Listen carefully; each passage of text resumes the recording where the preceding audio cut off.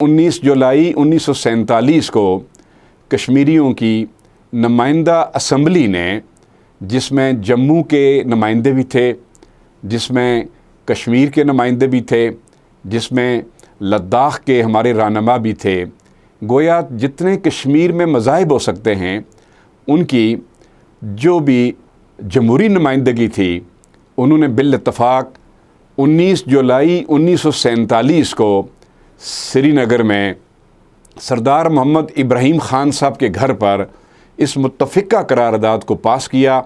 کہ دو قومی نظریے کی بنیاد پر تقسیم ہونے والا برصغیر جس نے انڈیا اور پاکستان کو جنم دیا ہے، تو پاکستان جو کہ لا الہ الا اللہ محمد رسول اللہ کی بنیاد پر وجود میں آیا ہے، تو سارے کشمیری بغیر کسی توقف کے اور بغیر کسی ہچکچاہٹ کے اپنے مستقبل کا تعین اپنی اس پوری ریاست کا وہ پاکستان سے کرنے کا اعلان کرتے ہیں۔ گویا 14 اگست 1947 ابھی نہیں آیا تھا کہ 19 جولائی کو کشمیریوں نے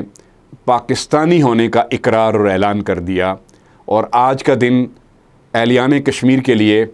اس بہترین اعلان کو یاد کرتے ہوئے تجدید عہد کا دن ہے۔ چنانچہ ہم نے یہ دیکھا کہ اس وقت سے لے کر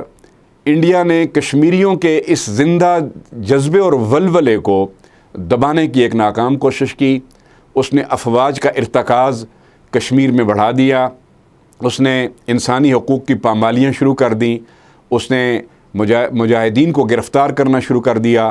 اس نے ساری سیاسی رہنماؤں کو گرفتار کرنا شروع کر دیا، اور خون ارزاں ہو گیا، جائیدادیں کشمیریوں کی برباد ہونا شروع ہو گئیں۔ لیکن ہم دیکھتے ہیں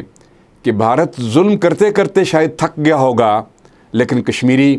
آزادی کے حق کو لیے ہوئے، نعرہ مستانہ کو لیے ہوئے، وہ ظلم سہنے سے ابھی تک نہیں تھکے۔